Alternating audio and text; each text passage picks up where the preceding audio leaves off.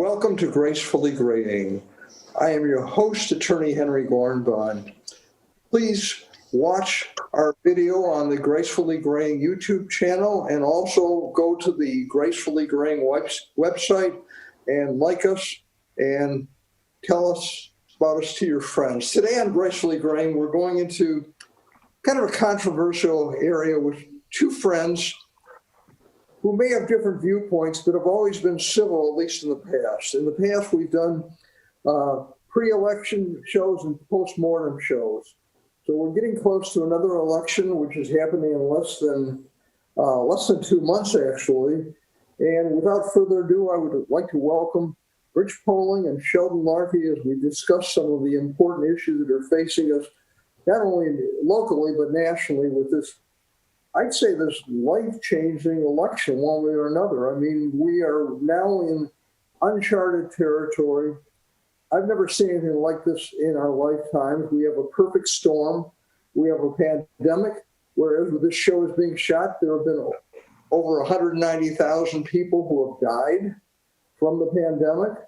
We have an economy that is really in tatters, and I would argue that's due to the pandemic because the economy was very strong before. And we have the issue of a lot of social unrest going on. So there's a lot to talk about. So first of all, Rich, tell us about who you are and your background. My name's Richard Poling. I'm second-generation lawyer. Been practicing law 45 years. And I've been active in politics since I was 10 years old when I helped on my first campaign. I've been on the state committee for 3 times in the last decade, which is the organization that's essentially the board of directors for the Republican Party here in Michigan. And still remain very active and was co-chair of the Oakland County Bar Association's legislative committee with Shell for 12 years or something. And we had a lot of involvement and work with Lansing in terms of both sides of the aisle in terms of trying to help make things better for the citizens of the state. Shel, your turn. A little bit about who you are. I'm Sheldon Larky. I'm a mediator and arbitrator full-time, and I'm a part-time magistrate in a district court. I have been involved in politics since my college years. That's what incited me when I received a bachelor's degree with a minor in political science. And I became involved from basically 1964 on to the present time. I'm currently the co-chair of the legislative committee for the Oakland County Bar Association. Yep. Henry, before we get going, I thought the real reason we were doing this by Zoom was you were afraid that Shell and I might try and strangle each other. Okay, let me start with something that happened in the last 24 hours. A book's coming out next week, written by Bob Woodward, who is also one of the key figures with regard to the end of the Nixon presidency based upon Watergate. The book is called Rage, and it talks about the fact that President Trump knew as early as January that something was coming and that it was serious, that it was not like the flu, that it was going to cause a lot of deaths. And this has hit the media like crazy. And Rich, tell us your reaction to it. Well, I haven't read the book, so I don't know what he has to say, and so it's hard for me to comment.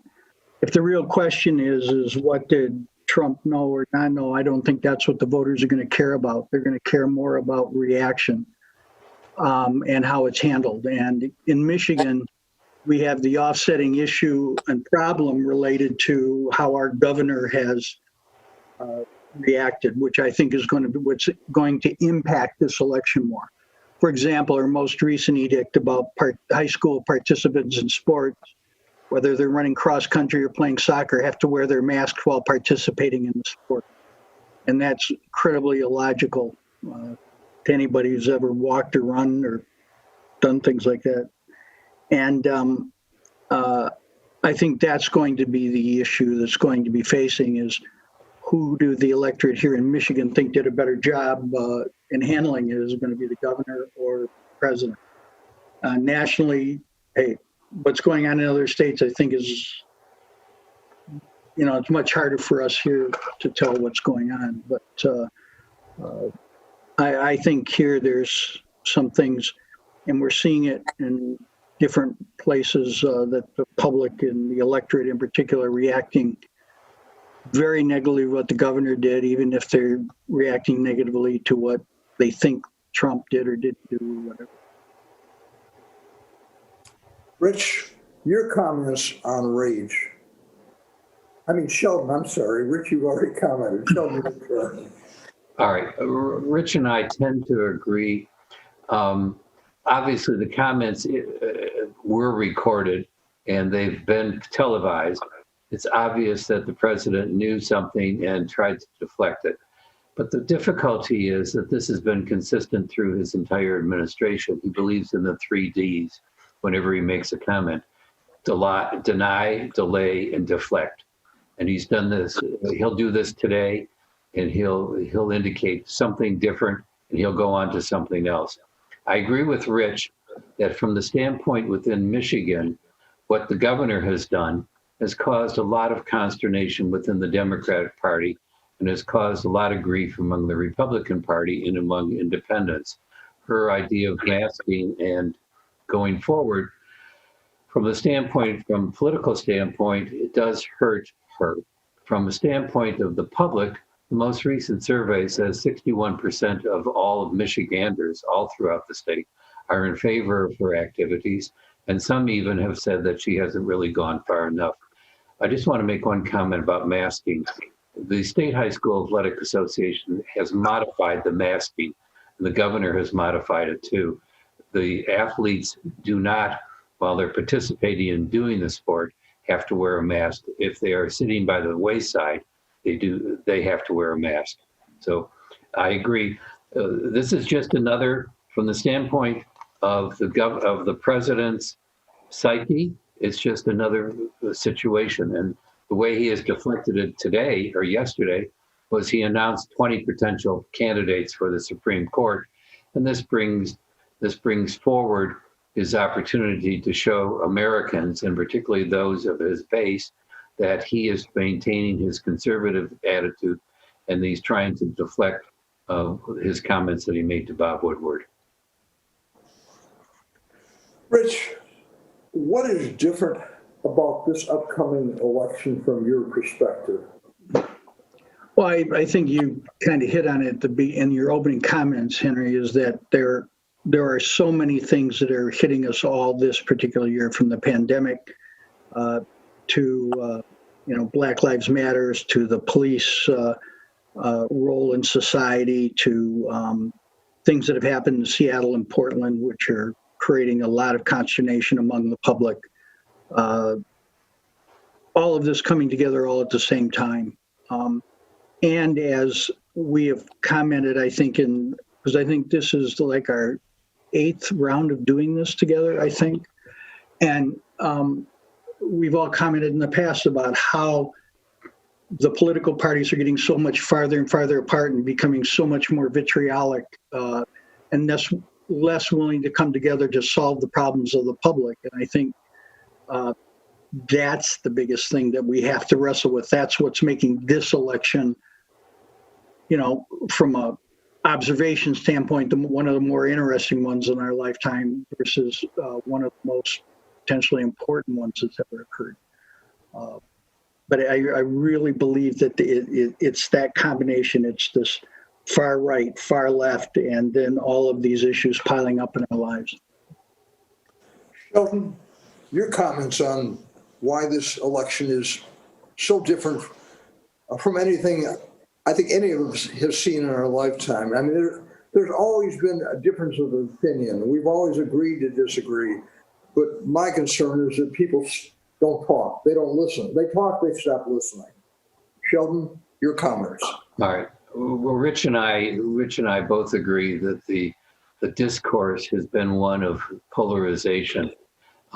It's been very difficult for us, both for Rich and I, since we started in politics, to realize that the friendships that we've had, whether we've had political opposites, have always been personal friendships. That's missing on the national scale. It's missing. It's not missing, frankly, on the local scales, because most local politicians tend to be much more friendly. But as you get further and further away from the state of Michigan, when you go to national politics, it has become more polarization. Henry, I do want to indicate, being frankly an American history major, this is not the first time in American history that this has happened.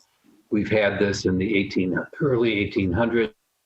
We've had it during the Jacksonian period where the vitriolic attitudes have really been so decisive with the country.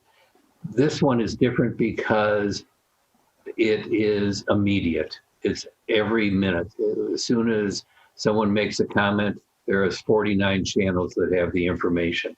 We also have the other problem besides of the comradeship, and I hate to use that term, but comradeship and comedy between the political parties. We now have the problem of term limits. And I think if I don't know if Rich takes the position, but I take the term limits was probably one of the worst things that ever happened, because it creates constant battles all the time for money for these politicians, and it creates constant requests for money, and it's very difficult.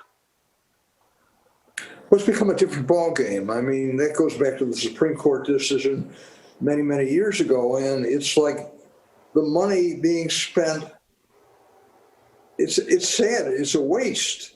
I mean, if we could change some of the rules, maybe things could be more civil, but big money is controlling everything, and it's scary. When you think about it, John James and Senator Peters, their campaign will probably spend upwards of somewhere between $10 to $20 million for a job that pays, I think, $183,000. Maybe I'm wrong on the number, but maybe a couple $100,000. So when you think that tens of millions of dollars are being pushed in campaigns, you're right, Henry. It's become very, very expensive. Gentlemen, first of all, Rich, the COVID-19 epidemic, it's impacted every aspect of our lives. I mean, let's face it, the legal system, we're at home. We're practicing law either from home or limited basis from our office. Everything's done by Zoom. What are your thoughts on it? And it's really, to me, everything stems from COVID. Everything else kind of flows down, but it's all related. Well, it is, but everybody's had to accommodate. And do I like Zoom in terms of not going to court and being able to, sit down with you or with Shell to do a mediation or whatever?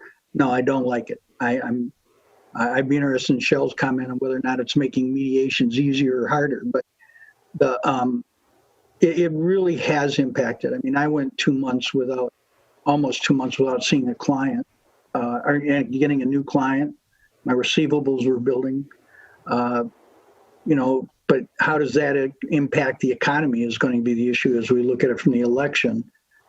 And in terms of our personal lives, I think a lot of us have adjusted. These people that want to argue masks or no masks all the time. I mean, to me, that's a peripheral argument. The issue is how does COVID impact us in terms of being able to live our lives, to see our children, our grandchildren, get out and socialize at all. Those kinds of things are all, I think, more important to the electorate just within our profession. What can I say? Sheldon, your comments on that? Let me start with the personal standpoint. From a personal standpoint, I have a son who is a physician. He's a front-line physician. I have not seen him since March 11th, and he has indicated he does not want to be near me because of the closeness that he has to the COVID. He really doesn't like you. I mean, let's... I hope that's not true, but it's been very difficult. I haven't seen his daughter for 6 months simply because it's been very difficult. Yes, have we Zoomed? Yes. And as far as the standpoint of the impact of COVID, it's changed a lot of life. The first thing it's changed is a lot of commercial buildings and a lot of companies are now starting to think, why do we need brick and mortar when we can keep everybody at home? So I think there's a new protocol that's occurring around the country. From the standpoint of Rich and I as attorneys, and you, Henry, as an attorney, I find it very difficult. I'm a touchy-feely person, and I've done probably 30 or 40 Zoom hearings. I found them effective from the standpoint of bringing people together from various parts of the country. But the difficulty is, one, it takes much longer. Two, you don't have the touch and feel. Three, you can't judge the demeanor and character of the person from the standpoint of eyesight. And it's been nerve-wracking. Henry, if I could just add to one thing that Shell talked about the bricks and mortar. See, that's a movement I've been seeing with a number of my bigger corporate clients for over a decade. And where I absolutely agree with Shell, it's accelerating it. Some of the numbers they're talking about on Manhattan Island in terms of what they expect to be in terms of occupancy rates dropping by 20 and 30% in the next 2 to 3 years. I mean, it's shocking. Look and see what's going on with the small neighborhood shopping centers. And that's been happening for a few years. And I think Shell's right, that COVID is just absolutely accelerating that big time. And that leads to more eviction. I mean, Rich, that gets to the next topic. And, it's like we've got an economic meltdown in certain respects. We also have the stock market that's, at least as of the end of August, was going crazy. Setting records. Yep. But millions are out of work. So there's a lot going on. Yeah, and there are also millions of people who are making more money not working than they were before, though I think that's being corrected. The outcome of what COVID's going to impact is in part what this election is going to be about, is how are we going to move the economy forward and not have a major step back. And that's what I think ultimately most people are going to, when they go and push that lever, what's going to motivate them to vote one way or the other. I think you're going to see a lot more split tickets this year than you've had in the past, particularly on the Republican side. Because, there are a lot of people, or former governor among them, who's not going to vote for Trump. But we're seeing it a lot. We're hearing a lot about that in terms of Democrats as well, particularly, the people who are, the blue collar workers who are not happy with some of the leadership. And the question is how much are they going to stay home one way or the other on both sides? And Sheldon, the economy is just part of it. Well, the phenomena that we're now seeing is the number of people who are voting absentee. Obviously, the primary wound up that 80% of all people, in fact, voted by absentee ballot, 20% did not. That's a thing that we will see in the future. And it's caused, but from a standpoint of political, Rich is right. From the standpoint of blue collar and the base, the Trump Republican base is very solid for Trump, but it's shrinking. His base is shrinking from the standpoint of Republicans following him. Moderate Republicans are going to, in fact, crossover. There will be more crossover in the moderate Republicans than ever before. From the standpoint of electioneering, it's probably one of the worst election years. I have to be honest with you. If I were running for office, I would be pulling my hair out. Maybe that's why Rich is semi-bald, but I'd be pulling my hair out because you can't do the knocking on doors. You can't have your forces helping you. And everything has to be done electronically rather than in person. And you miss that one-on-one situation.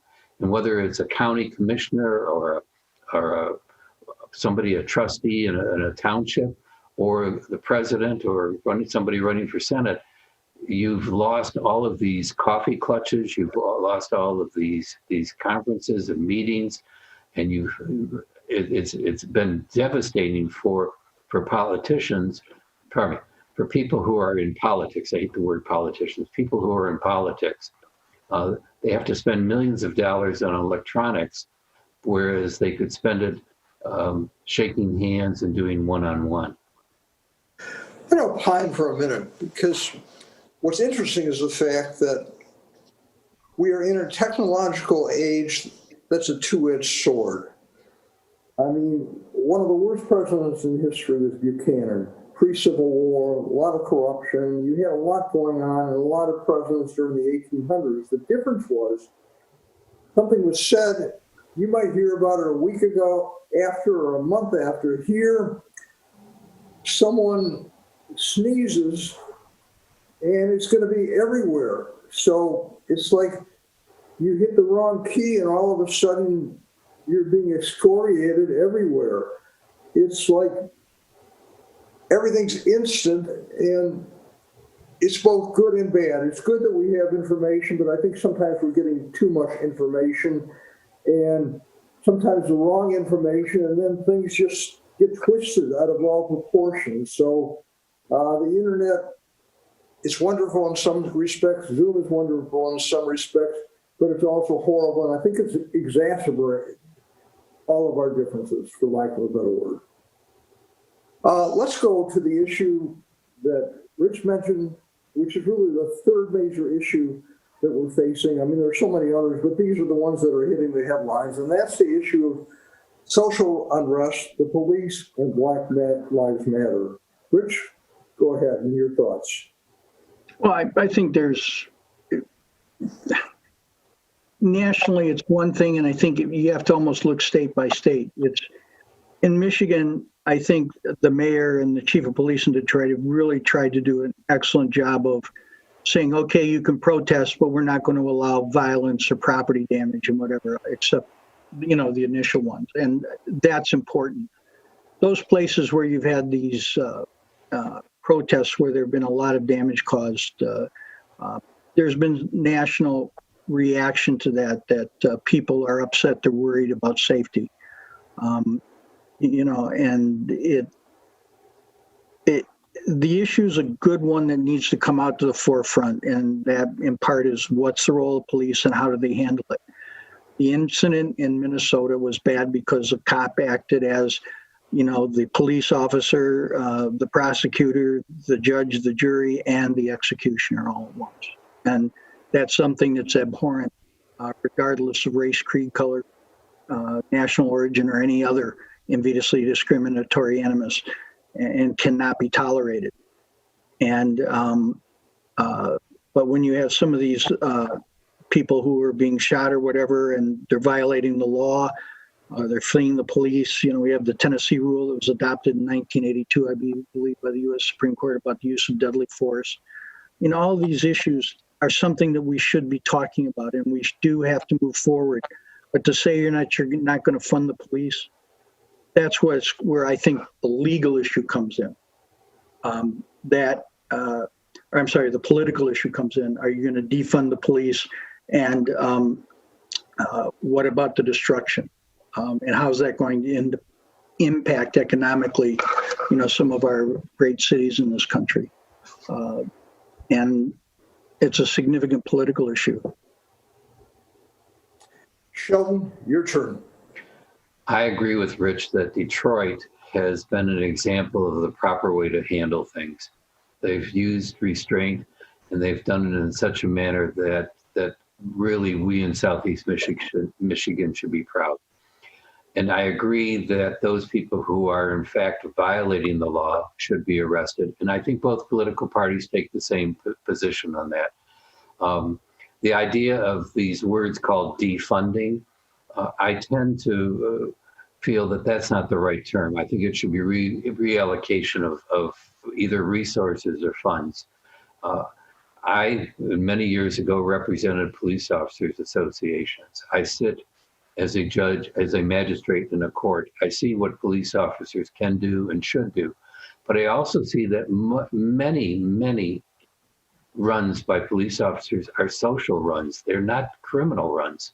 They're basically welfare checks, and there's a lot of mental health issues today, a lot of domestic violence today that really, frankly, are not criminal issues, that really are issues involving mental health. And well, I think where people have to sit down and look carefully is, are we using the correct resources for law enforcement, and should some of it be placed for social involvement? My personal feeling is, if tomorrow morning I were running a police department, I would have two people crews. I'd have one as a police officer and the other as a social worker. And I'd allocate the funds that way. This idea of defunding the police, I think, is lousy. It's not the right thing to do. And I think that most responsible politicians, whether of any political force, are not in agreement with it. As far as the Black Lives Matter that you said, yes, Black Lives Matter. And it's something that has to be, this discourse has to come forward, and we have to talk about our biases and try to correct them. Yeah, and Henry, one of the things that, where we talked about early on about how the divisions have become greater and greater. Michigan was one of the leaders back in the early 70s when it adopted the Elliott Larson law, as well as the Michigan Handicappers Act. And we didn't allow for punitive damages in this state because we set the bar of Republicans and Democrats. Elliott Larson, Elliott was a Democrat, Larson was, of course, Mel Larson, who was a state representative from Michigan. That we were not going to allow any of these invidiously discriminatory animus enter into the decision of employment, housing, accommodation, or anything else. And I think, Shel, wouldn't you agree that Elliott Larson's a great example? Both sides came together and came up with a darn good law. Absolutely. Rich, and we were ahead of it. We're down to less than a minute. I need your predictions. So I'm going to put you both on the spot. Shel, local and national predictions. And Rich, you'll get a turn shortly, but we've got less than a minute. So fire away. I think the Democrats are going to take the White House. I think potentially that John James might become our next new state senator, the U.S. senator. I think Trump going to win the Senate. I think What James has been very effective. What about the Senate? Is that going to flip or stay Republican, U.S. Senate? Stay Republican. Rich, your predictions. On the Senate, I agree. I think Trump's going to eke it out. I think the Dems are going to pick up a couple of congressional seats here in Michigan, and they may gain control of the Michigan House. What about nationally? The National House, I think, is going to stay the same pretty much. The House of Representatives, but I think the Senate will stay Republican, U.S. Senate, and I think James is going to pull it off. And what about presidency? I said I think that Trump's going to get reelected. I think he's going to win Michigan. Okay, we're out of time. I want to thank you both for being my guests on Gracefully Graying. And you two have different views, but in many respects you agree, and you've always been civil, and it's always a pleasure having you. So we'll be back. It's always been fun to be with you, Henry. Okay, thank you. We're out of time, and I want to thank you for being my guest on Gracefully Graying, and I want to thank our viewers for watching Gracefully Graying.